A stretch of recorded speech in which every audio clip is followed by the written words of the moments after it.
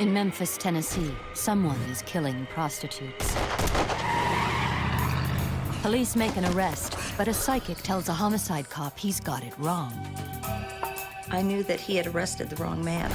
We knew we had the right man. There was just no doubt about it. Then the killer strikes again. Can the psychic help the cop to catch a psychopath before he kills again and again? It was totally evil.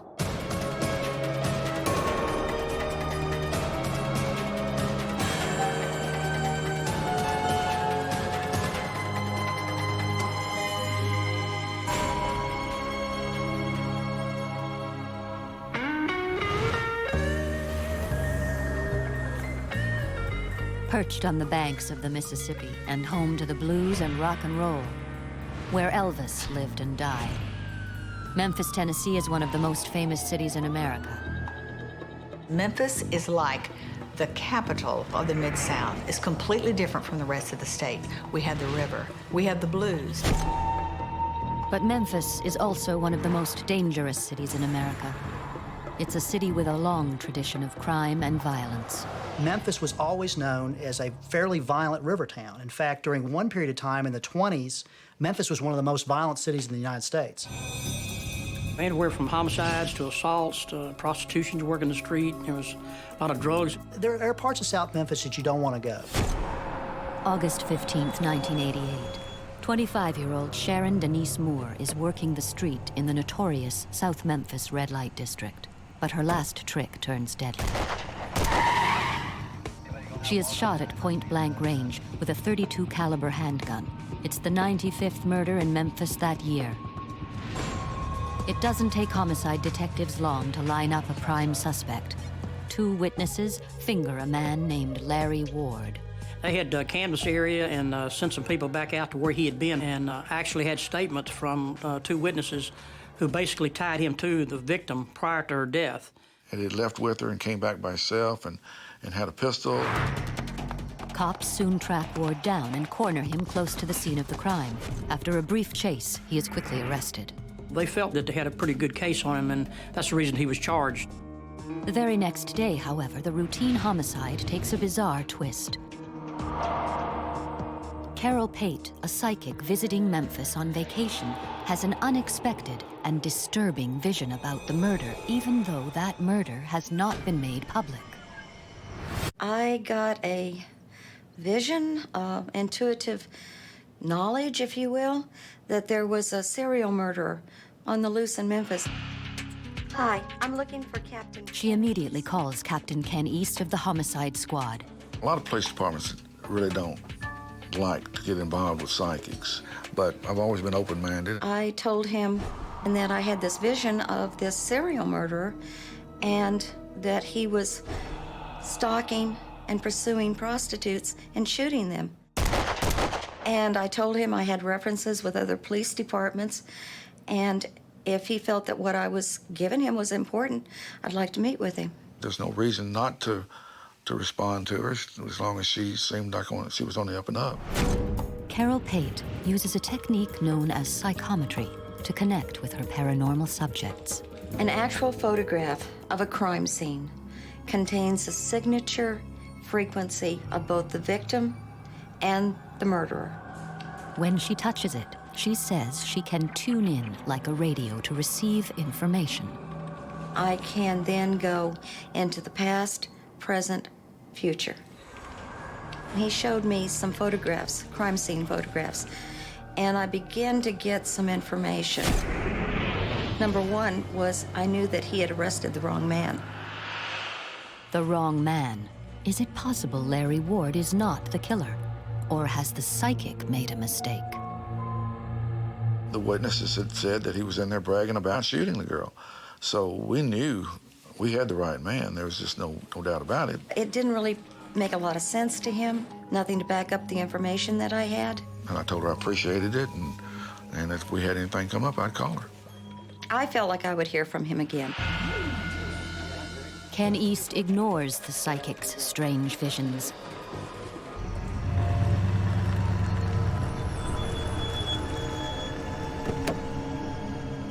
"6 weeks later, another prostitute is murdered. She's shot with the same type of gun as the first victim. Police immediately suspect Larry Ward, who had been released on bail until his trial. He'd been out for 3 days, so we picked him up again. But the cops are wrong. Ward surprises them with a solid alibi. At the time of the second murder, he was in a restaurant miles away. A dozen witnesses back up his story. It doesn't make sense because here you've got him so well on the first one and with witnesses, and so we go back to those same witnesses and re-interview them and offer them a polygraph, and it turns out they were mad at him and they lied on him. Ken East's open and shut case is suddenly blown wide open. We were at the dead end, which was block 1, start all over. Carol Pate was right after all. So I picked up the phone, called her, and I said, well, our case kind of fell through. It was, in fact, true that he had the wrong man. 2 murders, and Memphis homicide has no suspects. Now Carol Pate makes a chilling prediction. This was a serial murder. This was not going to be 1 or 2. It was going to be more. This time, will the police listen? In South Memphis, 2 prostitutes have been shot dead. Police arrest a suspect, Larry Ward. But psychic Carol Pate tells a homicide detective he's made a mistake. Further investigation proves she's right. It was, in fact, true that he had the wrong man in custody. Now, desperate to catch a killer who had already struck twice, and with nothing to lose, Captain Ken East reconnects with the psychic. He wanted to know if I'd be willing to come to Memphis to go to a crime scene. I said, sure, if that'll help. Okay, great. Even so, Ken East decides to keep his meeting and his relationship with Carol a secret. Some of the investigators that were working on the case, they work hard on it, and if they think that I'm having them follow up on leads from that's given to me by a psychic, they're not going to be happy about it. Ken and Carol meet at the scene of the second murder. 28-year-old Laria Ann DeBerry had been shot twice. The bullets confirm she had been shot with the same gun as Sharon Moore. But who pulled the trigger? Can the psychic help the detective? Okay. I asked for a photograph of the actual body at the crime scene. And I used that along with the energy of the location where the body had been found. It's right in through here. So that I could then get the energy of the murderer. I was able to see the murderer, to describe the murderer. I saw an Afro-American man in his early 40s. He had a goatee. He had more refined features. Wiry build, 5'8", 5'9". Ken East takes notes on everything the psychic says. That's a lot of description from anybody, even a witness. Now Carol Pate's insights take her inside the mind of a killer. This man is a multiple personality. But the murdering personality is named Al. She doesn't know if that's what part of the name that is, but that's Al. She's coming up with that. Carol sees 2 opposite personalities in the killer. I got a shy personality, the true personality. But Al was a very strong, violent, evil personality. Al wants to take over. Carol's vision of Al is chilling. He is compelled to kill. This was a serial murder. This was not going to be 1 or 2. It was going to be more. Ken East isn't taking any chances. He decides to use the psychic's description of the murderer in his investigation. It would give us more to talk to the witnesses in the scene where the prostitutes were hanging out. The more you give, the more they'll give you back. He's not done. The psychic and the cop agree to keep in close touch. Ken gives Carol photographs of the crime scenes and the victims to tune in on any new visions of Al. I said, you have an open line to me. You call me if anything comes to you. What I was looking for when I was tuning into the energy is what we could do to catch him. What was his next move? Who was his next victim? Where was it going to be? They don't have long to wait. A week after the DeBerry murder, the badly decomposed body of another prostitute, 30-year-old Linda Tratt, is found hidden in an alley. We knew there was something fishy because the prostitutes were being killed. With this discovery, the homicide investigation is expanded. Sergeant John Garner is put in charge. That case was assigned to me, and then I inherited them all and became the lead investigator on all the cases. With the body count rising, John Garner and Ken East both suspect Carol Pate's prediction is true. A serial killer is stalking prostitutes in South Memphis. We felt sure if we didn't get on top of it that there would be some more bodies found. 10 days later, there is another shooting. 22-year-old Tony Thompson, a transvestite dressed as a woman, is driven to a remote street corner, dropped off, and then shot twice. This time, the killer makes his first blunder. Tony is badly wounded, but alive, the first real witness. He'd been shot 2 times, and 1 bullet was still in his body. So we took him to the hospital and had the doctors remove the bullet, and they did match. Tony Thompson is able to give police a detailed description of his assailant. Incredibly, one that matches the description Carol Pate gave to Ken East. A lot of sketches don't turn out to be exactly like the person looks either, but that sketch kind of fit her description that she'd given, and I was impressed with that. Meanwhile, using materials sent to her by the detective, Carol has more visions of the murderer, but she has difficulty seeing past the killer's evil personality, Al. Al was overwhelming. I couldn't see where he lived because when he would go home, Al would go away. And here would be this shy, quiet man that barely had a handle on sanity. Prostitutes on the street confirm Carol's and the transvestite's description of the killer. We showed our sketch, and some of the ladies of the night had seen this man. But investigators still don't know who he is. What the police, the psychic, and the prostitutes of South Memphis do know, however, is that the killer is getting bolder. 6 days after Tony Thompson is shot, 37-year-old Joyce Thomas is killed with the same gun in the same area. When the third murder came in down on Peebles Road that was tied to the 32, we had bullets compared, and we knew all 3 came from the same gun. With the third killing, police released the news to the public. There is a serial killer in South Memphis. TV reporter Kathy Thurmond Edwards was assigned to cover the story. And all of a sudden we have this on the news and a serial killer. It was quite bizarre. 3 months have passed since Carol Pate told police that they had arrested the wrong man for the murder of a young woman. It's now clear that a vicious killer matching the description that the psychic gave Captain Ken East is targeting prostitutes in a South Memphis red light district. Can the cop and the psychic catch him before he strikes again? He was totally evil and violent, incredibly violent. A serial killer is shooting prostitutes in South Memphis. 3 women are now dead. And psychic Carol Pate has given a homicide detective an insight into the mind of the killer. This man is a multiple personality, but the murdering personality is named Al. This was not going to be 1 or 2. It was going to be more. With each shooting, police intensify their investigation. The time between each murder is getting shorter. With a serial killer on the loose, all of Memphis is on edge. Here we are in the Mid-South, the Bible Belt, and we've got this strange story about a serial killer targeting prostitutes and transvestites. It was the talk of the town. But police aren't totally in the dark.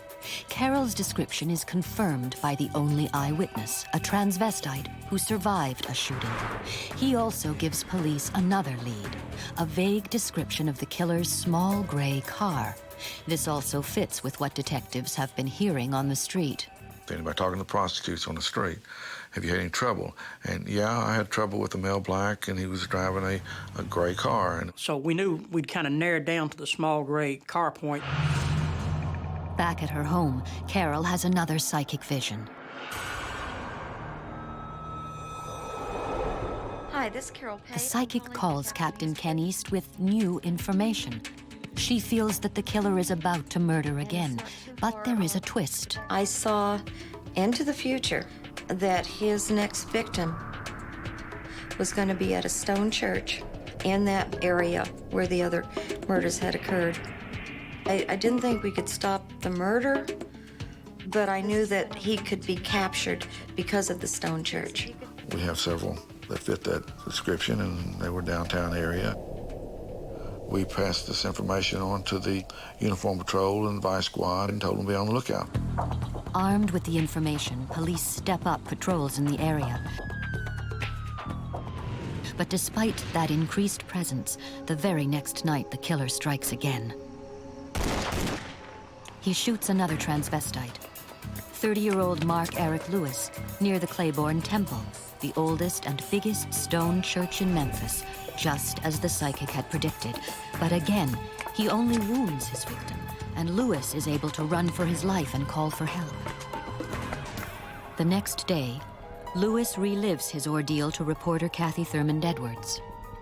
All I could see was fire. And I said, "Oh, you shot me." He said, "Shut up." And I went to reach and grab him. I remember pushing him, because I pushed him, he fell back. That's how I got the second shot hit me in the neck. Finally, police get a big break. An officer in the area spotted a small gray car leaving the scene of the crime. Lieutenant Ralph Roby, who was a night detective lieutenant, was en route to the scene of where Lewis was shot, and he saw a small gray car in the area and just jotted down the tag number. We came into work that morning at 8 o'clock. He was getting off. He came by homicide and said, "I saw this last night. It may be of help, may not." And we ran the license number and found out that it belonged to James Barnes. James Barnes is a 44-year-old delivery man who lives and works in South Memphis.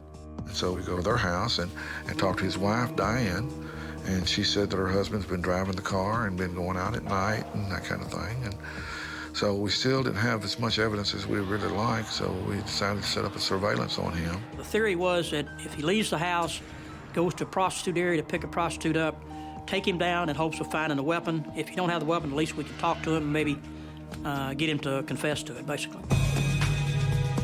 The very next night, James Barnes drives back into the red light district of South Memphis. Homicide detectives follow him closely. And what we're trying to do is follow him to the crime scene areas in that area part of town. And he did, in fact, go there. Well, they tried to stop him at that point because we didn't want anybody else to get hurt. He stopped in front of the Lorraine Motel, the site of Martin Luther King's assassination 20 years earlier. Barnes tries to escape, but detectives are right behind him. Finally, he's cornered, and police arrest James Barnes. At daylight, the investigating detectives went back out on the scene and did find a gun, and it was a .32 caliber. The gun found at the scene of the arrest is confirmed to be the same one that killed and wounded all of the prostitutes. With James Barnes in custody, questions still remain. What motivated his killing spree? And is Carol Pate's prediction that he suffers from a split personality correct? We came down to interview him in the homicide office, and then at one point he wanted us to handcuff him. We basically said, "You know, what's going on with you, Barnes?" And he said, "You know, I'm not him. My name's Al." The psychic was right. Al was behind the killings. Al wanted Barnes to kill his wife and children, and he would argue with him, and every time he wanted that to happen, that's when he would go out and pick up a prostitute and commit a murder to satisfy Al. How could the psychic have known about the evil personality called Al locked inside the killer's head? You've got to be impressed with the name Al when he's sitting there during the interrogation and he starts acting crazy and asks you to handcuff him so that he won't hurt you or himself. Barnes was in there, but I could barely feel him, and I felt a reluctancy from him to do what was happening. But Al was overwhelming. But the psychic has even more information. 2 weeks after Barnes is arrested, Carol Pate calls Ken East back with a vision. Ken, I think I have some more information for you. I saw that he had taken clothing of another victim and had left it on the banks of the Mississippi. It's between a church, a small church, and the old bridge. Of course, I had no recourse but to send somebody out there at that point. I mean, after I've been dealing with her so long, I had no reason not to. After a search, a detective finds blood-stained clothes exactly where the psychic said they would be. A few days later, the clothes are identified as belonging to Linda Tratt, whose decomposed body had been found 4 weeks earlier. We were all very impressed that we found what we found. It's just one more thing that was tied together as evidence. But the bullet that killed Linda Tratt was never found, so Barnes can't be charged with her murder. Police charged James Barnes with the murders of Sharon Moore, Loria Ann DeBerry, and Joyce Thomas. District Attorney John Campbell prosecutes Barnes in court. You can be a multiple personality and not be insane. You know, if the personality that's controlling you at that particular time knows the difference between right and wrong, he's competent.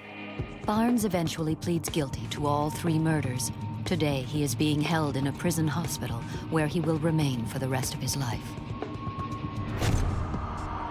In this remarkable case, psychic Carol Pate was right about almost every detail. The police did arrest the wrong man. She provided an accurate description of the killer. Wiry build, 5'8", 5'9". She knew he had multiple personalities and that the personality behind the killings was named Al. And she predicted that he would be caught near a stone church. She even made a believer out of Captain Ken East. So anytime that you get information that's from somebody that has no reason to know it, and then you find the information is in fact true, you have to be impressed with that. Carol Pate's uncanny psychic visions undoubtedly helped a cop catch a killer who had terrorized Memphis for months. I wanted him caught. That was the important thing. He had to be stopped.